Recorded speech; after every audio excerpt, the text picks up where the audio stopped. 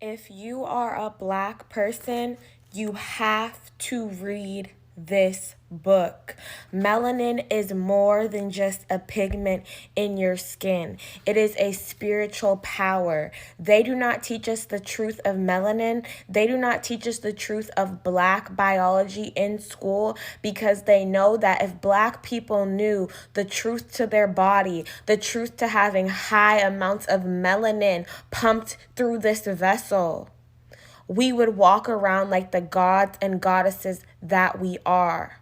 We would know that our ancestors are ancient Kemet, ancient Egyptian people, and we would act like it. If you are a black person, read this book. Make sure you're subscribed to my YouTube channel because I will be doing a video on the truth about melanin.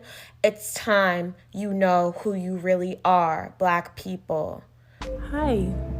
So today we'll be talking about Tik Tok laws, which were laws that were literally created for black women to cover their hair because they were seen as a threat to the status quo, or quote-unquote white women. These laws were created by Esteban Rodriguez Miro. And during the 1700s, black women wore their hair in all different types of hairstyles. I mean, we went out.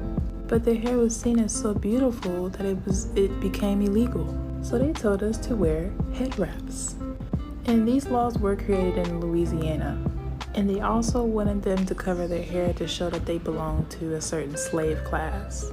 As a result of this, we did have very elaborate styles which attracted white men, which threatened white women. But as usual, when black women take over a certain hairstyle, we own it. Therefore, we out here like this. And this, and this. As usual, you can flush that stupid ass law down the drain. That's Black History. Today, let's learn about Jane Bowen. Jane was a brilliant student and graduated high school at 15. Jane attended Yale and became the first black woman to earn a law degree at that college. This is tight! But that wasn't the only time Jane would break barriers. In 1939, Jane was sworn in as a family court judge, which means Jane Bowen was the first black female judge in the US. That's pretty cool. Period. Jane served as a court judge for 20 years and helped diversify the court system. And I think we all know who our next judge should be. If you know, you know. Y'all, thank you so much for 200K, and say it with me. Black history is your history. Wait a minute. What's going on? You haven't subscribed to my YouTube channel yet? Nah, that's not okay.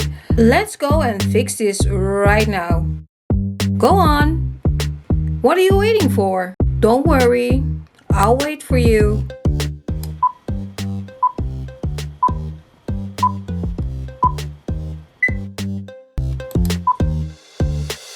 Thank you. Muammar Gaddafi was murdered because he, along with the other African heads of state, were about to bring into existence Africa's first central bank. They were erecting a central bank in Africa, which was going to do what? Back its money to the resources under the ground in Africa. Now, what would that have done to the global economic order? Remember, the United States dollar isn't backed on any natural resource. The British pound isn't backed on any natural resource. The Canadian dollar, the European Union, their currency isn't backed on any natural resource because Europe doesn't have a lot of natural resources. Africa does. So if they would have been successful in creating a central bank of Africa, coming up with a unitary currency, and then backing that currency to the material wealth under the soil, they would have bankrupted every other economic system. For example, why was there an ancient Jewish population in Ethiopia? It was like they were frozen in amber from an earlier time and caught in Ethiopia. And I got to know a succession of 3 different guardians of the Ark. Once appointed as guardian, they have a very short lifespan. They die very quickly. And one of them in particular pointed the issue of his eyes to me and the way that the cataracts were creeping over his eyes. And I said, what is causing that? And he said, it's the Ark of the Covenant that's causing that. He said, the Ark is a thing of fire. And there was such truth and power in his words that I began to feel very strongly that the Ethiopians could indeed have this object. You know, before I moved to the United States, I had a whole perception of what African Americans were like. It was wrong. It was it was ignorant. Jesus. I will never lie to you. It was heavy on the ignorance. Then I came here and I said, Jesus, I see why you people are angry. Hey, I see why you are angry. You have every right to be angry because every day I learn a new thing about Black history, and I'm just like, you people did this to human beings? Human beings that me and you God created. The same image. You people are going to hellfire. And when I say you people, you know who I'm talking about. White people. Wow. That's crazy. You don't know what really happened at the I Have a Dream speech, and I promise you it's not what you think. People think that Martin Luther King first of all, no one even knows how the fuck he got there. They just know he made a speech and everyone listened. Because everyone loved Martin Luther King. Martin Luther King was a national treasure. I don't know how to do the voice effect. Not only did white people and black people dislike Martin Luther King, not all black people, not most I would say, but there was a decent amount that were scared, thought he was gonna fuck everything up. But the I Have a Dream speech was not planned. The I Have a Dream speech was one speech in a symposium.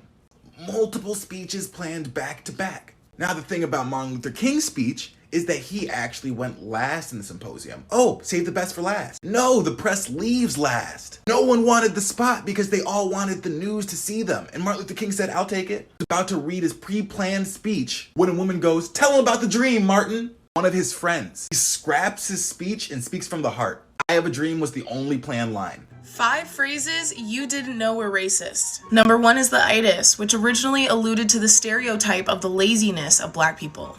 Number 2 is uppity, which historically has been used to describe Black people who don't know their place, and has been used to describe Michelle Obama. Number 3 is peanut gallery, which refers to the worst and cheapest seats in theaters where Black people would usually sit during the vaudeville era. Number 4 is the term cakewalk, which is a dance slaves did on plantation grounds for the entertainment of their masters. The prize was a cake. And finally, number 5 is eeny, meeny, miny, mo. Let's just say the word tiger wasn't tiger. One of the most toxic traits that the Black community adopted from slavery and white people was the hypersexualization of Black women and especially young Black girls, especially in the older generation of Black people. Over the summer, I saw people posting Black children like this, and like this. And I saw Black men commenting, this is why I can't have a daughter. Look how grown she look. Bruh, what? You're a whole grown-ass man hypersexualizing a little girl. This mindset was created during slavery so it would give white slave owners a reason why they should rape Black women or a reason why they should rape young Black girls. Black women stereotypes were created so that Black women would seem like they always wanted to have sex. Things like the Jezebel character or the 6-year-old Black girl that's over hypersexualized in children books. And she's 6. I believe this is one of the most toxic traits that the Black community has in itself. And one of the reasons why I think Black women are raped the most and sexually assaulted the most. We need to do better, yo.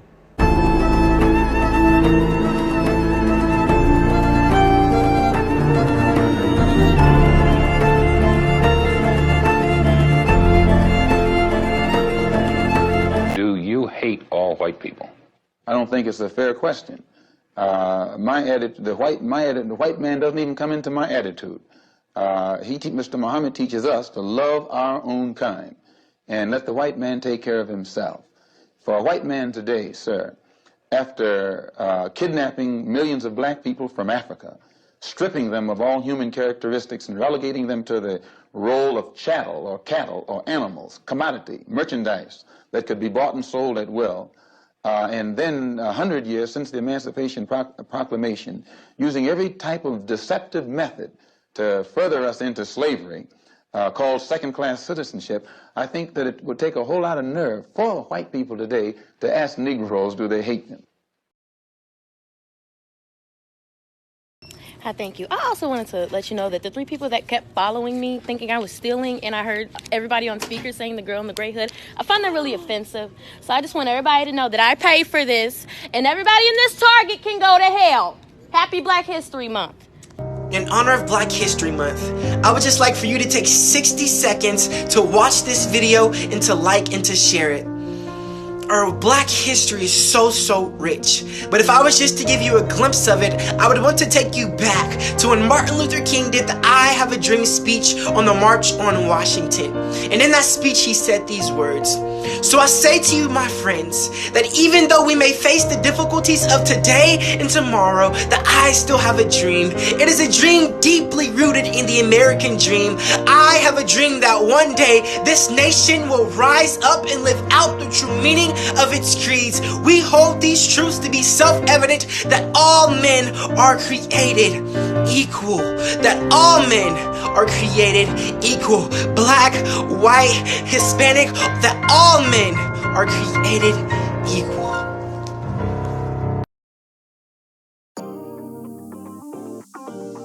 Thank you so much for watching. Subscribe to the channel. Bye.